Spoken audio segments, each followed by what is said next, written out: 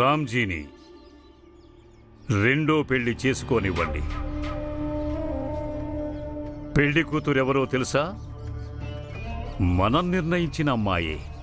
ఆ అమ్మాయి వాళ్ళింటో అడుగుపెట్టిందంటే మన కుట్రలు కుతంత్రాలు ఆమె పూర్తి చేస్తుంది. అంటే అర్థం చేసుకోండి, ఆ రామ్జీ కుటుంబం మొత్తం నాశనమైపోతుంది. అప్పుడు మనం వాళ్ళ మీద పగ తీర్చుకున్నట్లవుతుంది. నిజంగా ఈ కుట్రగాని ఫలిస్తే స్వామి, అప్పుడు నిశ్చయంగా వాళ్ళ కుటుంబం మొత్తానికి మొత్తం నాశనమైపోతుంది. కానీ సిద్ధాంతి గారు, ఆ రామ్జీ సత్పాల్ని అసలు ఏ ఆడది పెళ్లి చేసుకుంటుంది?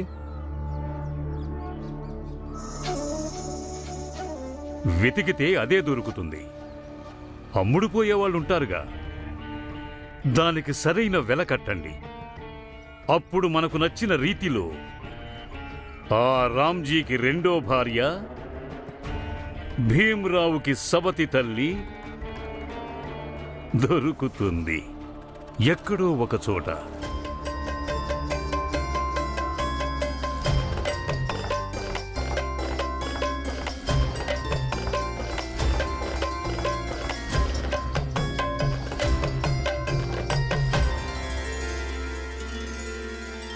రామ్జీ కోసం ఒక మంచి సంబంధం తీసుకెళ్లాను, కానీ ఏం లాభం? రామ్జీ కోపంతో తిట్టి వెళ్ళగొట్టేశాడు. బాబాయ్, ఇప్పుడు మీరే తనకి మీ పద్ధతిలో నచ్చ చెప్పాలి. అప్పుడే రామ్జీ జీవితంలోకి ఒక మంచి భార్య వస్తుంది. దాంతో రామ్జీకి, భీమ్రావుకి, ఆ కుటుంబానికి మంచి జరుగుతుంది. నువ్వు చెప్పింది నిజమే.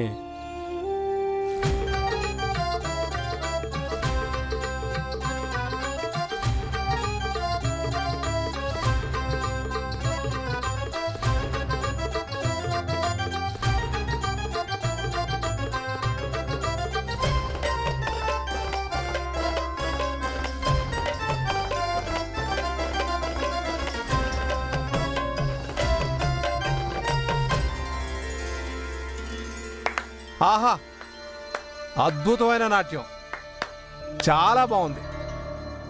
నువ్వు బాగా ఆడతావు. వేళ తప్పొచ్చారు సేటుగారు, మీరు రాత్రికి రండి. ఎందుకు? ఎందుకంటే పగలు అభ్యాసం, రాత్రికి ప్రదర్శన ఉంటుంది. వెళ్ళండి. ఇక నుంచి ఇక్కడ రాత్రికి కూడా ప్రదర్శనలు ఏమీ ఉండవు.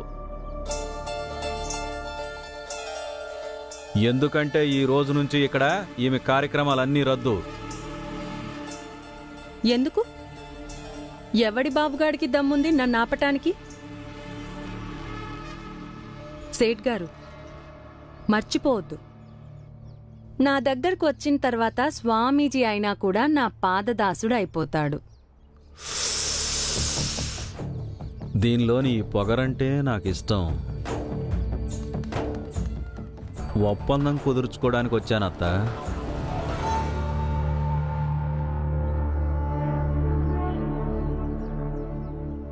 మంగేష్,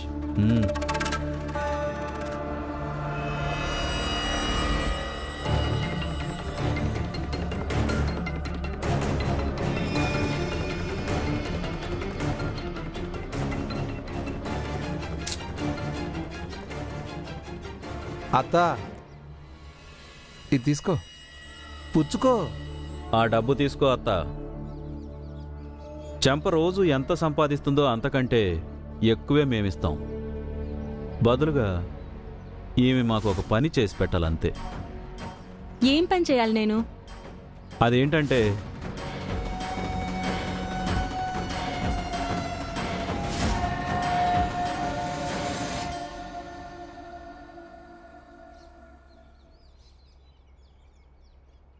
తిను బాబు. నేను తిననన్నానా? నీకు అర్థం కావడం లేదా? తిను బాబు, అలా అన్నం మీద కోప్పడకూడదు. కోపం వచ్చే పనులు చేస్తే కోపం రాదా మరి? ఎప్పుడు చూసినా అన్నిటికీ ఆపుతూ ఉంటావు, ఇది చెయ్యొద్దు అది చెయ్యొద్దు అని. అరే, నాకు ఎలా ఉండాలనిపిస్తే అలాగే ఉంటాను నేను. అలా దురుసుగా ఎందుకు మాట్లాడుతున్నావు మీ అమ్మతోటి? ఎలా మాట్లాడాలో నేర్పించడానికి అసలు నువ్వెవరు? వెళ్ళి నీ పని చూసుకో. ఇప్పుడు నీ ప్రవర్తన సరిగ్గా లేదు. అందుకే నేను మధ్యలో కల్పించుకుంటున్నాను. ఎందుకంటే ఎవరికైతే అమ్మ ఉండదో వాళ్లే అందరికంటే బాగా చెప్పగలరు జీవితంలో అమ్మ గొప్పతనం ఏంటో అని. అమ్మ తిట్టడంలో ప్రేమ ఉంటుంది. అమ్మ ఏదైనా వద్దని చెప్పినా ఆపినా అది ఎప్పటికీ కూడా మన మంచికే అయ్యుంటుంది. నాకు నీతులు చెప్పొద్దు. అవతలికి పో, నీ పని చూసుకో. నీతులు చెప్పటం లేదు. మనం అమ్మ లేకుండా బతకడం ఎంత కష్టంగా ఉంటుందో అదే చెప్తున్నాను. ఎందుకంటే ఇప్పుడు నా కన్న తల్లి లేదు. నాకు బాగా తెలుసు అమ్మ లేకుండా బతకడం ఎంత కష్టంగా ఉంటుందో. నాకు ముందే తెలుసుంటే అప్పుడు నేను అమ్మతో ఎప్పుడూ వాదించేవాణ్ణే కాదు. అమ్మకి ఎప్పుడూ ఎదురు చెప్పేవాణ్ణి కాదు. అమ్మని ఎప్పుడూ బాధ పెట్టేవాణ్ణి కాదు.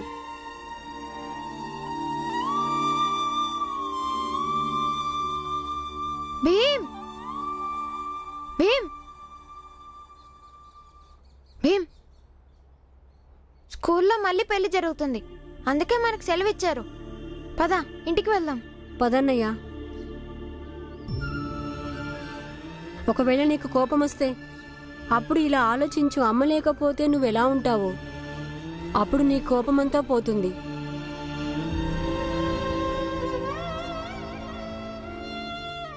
పాపం వీళ్ళమ్మ చచ్చిపోయింది, అందుకే ఇలా మాట్లాడుతున్నాడు. భగవంతుడా, ఎప్పుడూ ఎవరికీ తల్లిని దూరం చెయ్యొద్దు. నన్ను క్షమించమ్మా. నువ్వు ఈ రోజు నుంచి ఎప్పుడు నీ మీద అరవను. నిన్ను బాధ పెట్టే పని ఏది చేయను.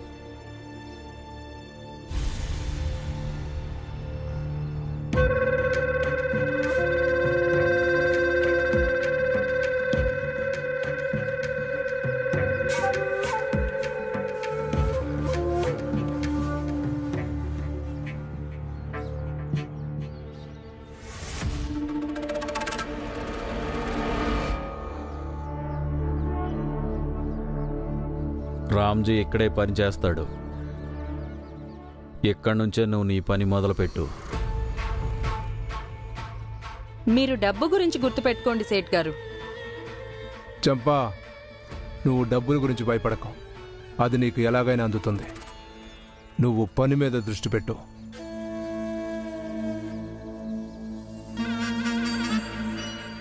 ఇప్పుడు చూడండి చంప నటనేంటో.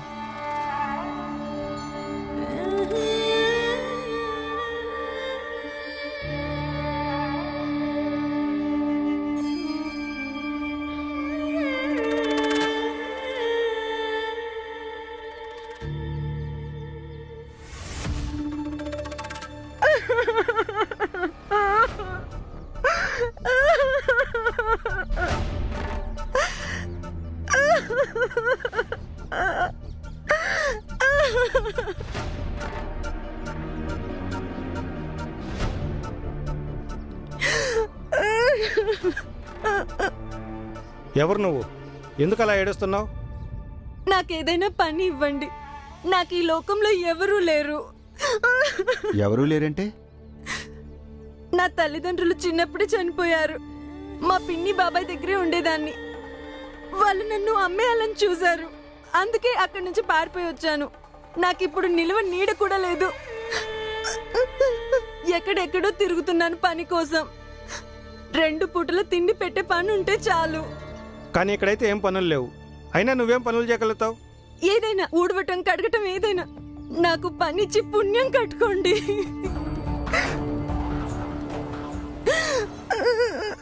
సేట్ గారు, జీతం ఇవ్వాల్సిందైతే మీరే.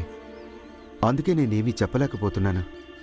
కానీ ఇది ఒకరి ఆకలి సమస్య, ఆశ్రయం సమస్య. కాబట్టి ఆమెకి సహాయం చేస్తే బాగుంటుంది.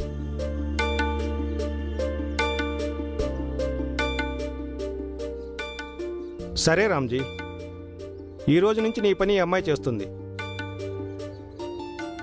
నువ్వు ఇదంతా ఊడ్చే పని చేయి.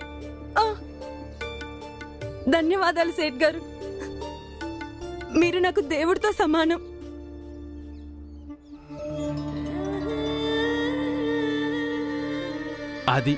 అది దెబ్బంటే. సేటు గారు, సగం పని అయిపోయింది. ఇంకా మిగతా సగం ఈ చెంప చేసేస్తుంది. ఒక్కసారి పని అయిపోయిందంటే అప్పుడు ఆ భీమరావు ఏ కుటుంబం అండతో అయితే విర్రవీగుతున్నాడో ఆ కుటుంబమే చెల్లా చెదిరైపోతుంది. పదండి సేటు గారు. ధన్యవాదాలేం అవసరం లేదు. నువ్వు నీ పని శ్రద్ధగా చేసుకో, అంతా మంచి జరుగుతుంది. రామ్జీ, నువ్వు ఈ రోజు నుంచి లెక్కలు చూసే పని చెయ్యి. నిన్ను అర్థం చేసుకోవడంలో నేను పొరపాటు పడ్డాను. నేను నిన్ను నమ్మకపోతే ఇంకెవరిని నమ్ముతాను? నువ్వు నీకంటే ఎక్కువగా ఎదుటివారి బాధలు, వాళ్ళ సమస్యల గురించి ఆలోచిస్తావు.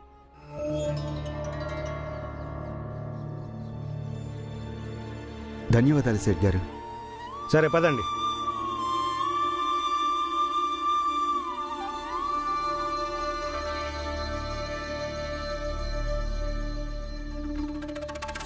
సేటు చెప్పింది నిజమే.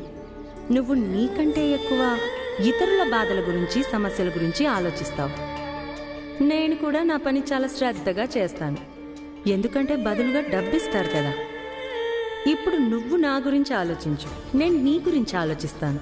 ఎప్పటిదాకంటే నిన్ను సర్వనాశనం చేసి నేను ధనవంతురాలను అయ్యేదాకా.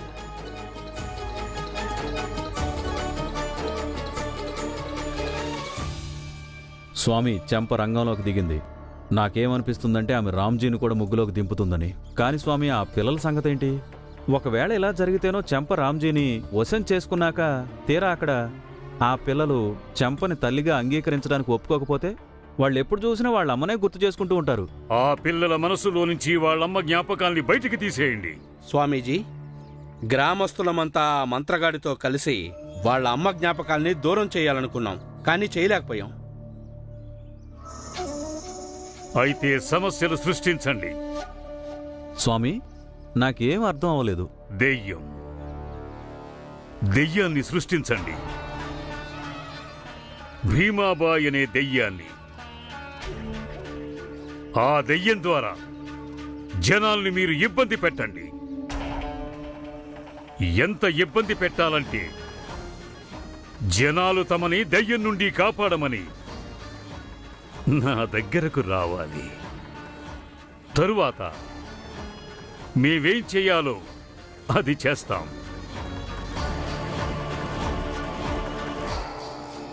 కానీ అంతకంటే ముందు ఆ భీమాబాయి ప్రేతాత్మ గ్రామం నలుదిక్కులా విహరించటం జనాలందరికంటా పడాలి.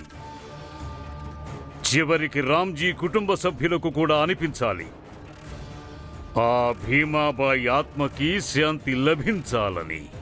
ఆహా, ఏం ఉపాయం స్వామీజీ! మీరిద్దరూ త్వరగా పని కానివ్వండి, ఈలోగా నేను. తులసి, ఏంటి అసలు ఈ కొయ్యడం? ఇలా కోసావంటే పుణ్యకాలం కాస్త గడిచిపోతుంది. ఇటువు. ఇప్పుడు అమ్మ లేదు ప్రతి పని నేర్పించడానికి. చూడు, నేను చూపిస్తాను. దీన్ని ఇలా కొయ్యాలి, సరేనా? ఇలా. మంజులా, అదే మసాలా నూరడం, సగం మసాలా కింద పడిపోతుంది. మసాలా సరిగ్గా నూరడం నేర్చుకో. ఆగు, చూడు, ఇలా. తెలిసిందా? ఇలా, సరేనా? అరే పురంజన్ బాబాయ్,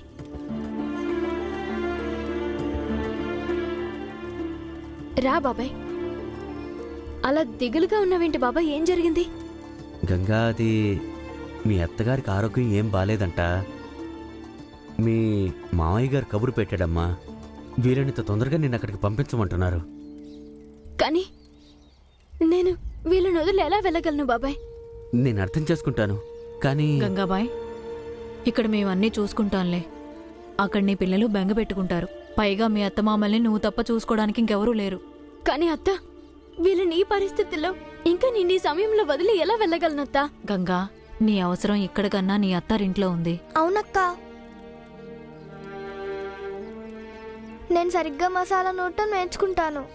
ఇక తులసి కూడా త్వరగా కూరగాయలు కోయడం నేర్చుకుంటుంది. నువ్వు మా గురించి ఏం దిగులు పడుకో. నువ్వు అత్తారింటికి వెళ్ళక్క. అవునక్క. కానీ అత్త, నాన్నకి తమ్ముళ్ళకి వాళ్ళకి చెప్పకుండా నేను ఎలా వెళ్ళగలను? మేము చెప్తాంలే నాన్నకి. అక్కడ అంతా చక్కబడినాక నువ్వు మళ్ళీ రా అక్క. ఆనంద్, భీమ్, మీరిద్దరూ బడి నుంచి ఇంత తొందరగా వచ్చేసారేంటి? మళ్ళీ స్కూల్లో ఎవరో పెళ్లివారు విడిది చేశారు, అందుకే. ఆనంద్, గంగా అక్కని స్టేషన్ దగ్గర వదిలిపెట్టిరా. సరే అత్త. అక్క నువ్వు తొందరగా రెడీ అవ్వు. వెళ్ళు.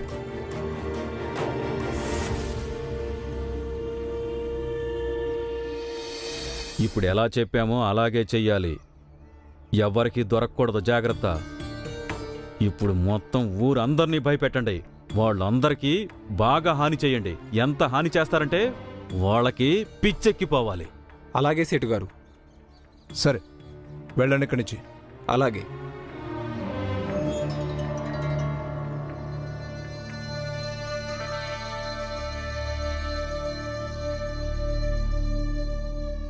మంచి పని అయింది. గంగ అత్తారింటికి వెళ్ళిపోయింది. నాన్న, గంగా అక్క ఊరెళ్ళేటప్పుడు కూడా ఇదే చెప్పి వెళ్ళింది, తను తొందరగా తిరిగి వచ్చేస్తానని. వద్దు, అక్క వాళ్ళ అత్తగారింటిని చూసుకోవాలి. ఇక్కడ నేను చూసుకుంటాను. కాకపోతే మీరందరూ నాకు కాస్తో కూస్తో సాయం చేస్తే చాలు. నేను ఇంటి పని మొత్తం చేసేస్తాను. అన్నయ్య, నేను కూడా ఇలాంటి సమయంలోనే మూలన పడ్డాను. నేను గనక కోలుకునుంటే మిమ్మల్ని ఎవరిని ఏ పని చేయనిచ్చేదాన్ని కాదు. మీరా? ముందు నువ్వు పూర్తిగా ఆరోగ్యవంతురాలు అవ్వు, ఆ తర్వాత చదువు గాని.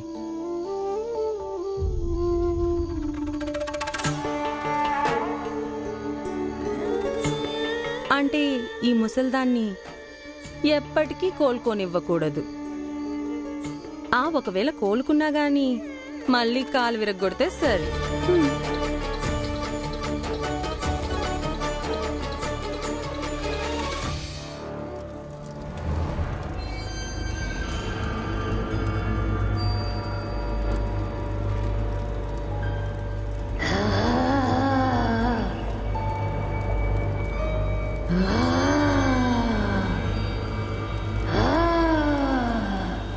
ఎవరు నువ్వు? నేను భీమాబాయి ఆత్మని. మీ మీద పగ తీర్చుకోవడానికి వచ్చాను. పరిగెత్తండి, పరిగెత్తండి, పరిగెత్తండి.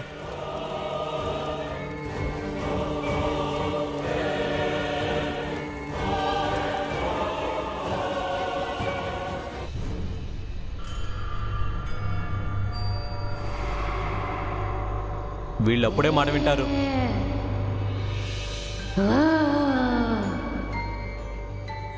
ఎవరు నువ్వు?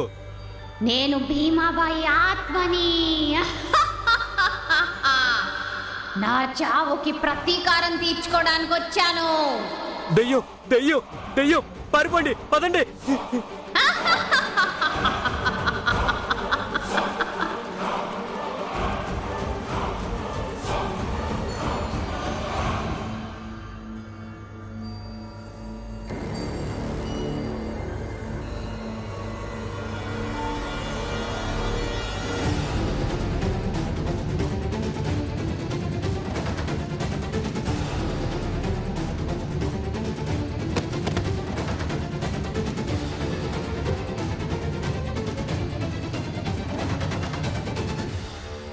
గోలైతే వినిపిస్తుంది కానీ ఈ గ్రామస్తులు ఇంకా రాలేదేంటి?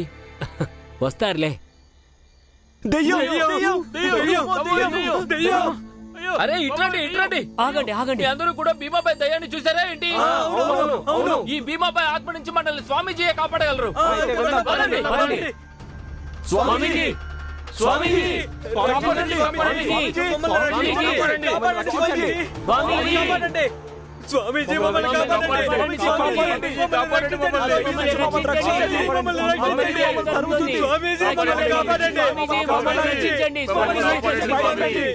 స్వామి, గ్రామస్తులు భయపడి పరిగెత్తుకొచ్చారు. రండి స్వామి. లేదు, నిరీక్షించనివ్వండి. వాళ్ళ భయాన్ని ఇంకా పెరగనివ్వండి. ఎందుకంటే నీళ్లు, దర్శనం రెండు అతి కష్టం మీద మాత్రమే దొరకాలి. అప్పుడే వాటి విలువ ఎక్కువవుతుంది.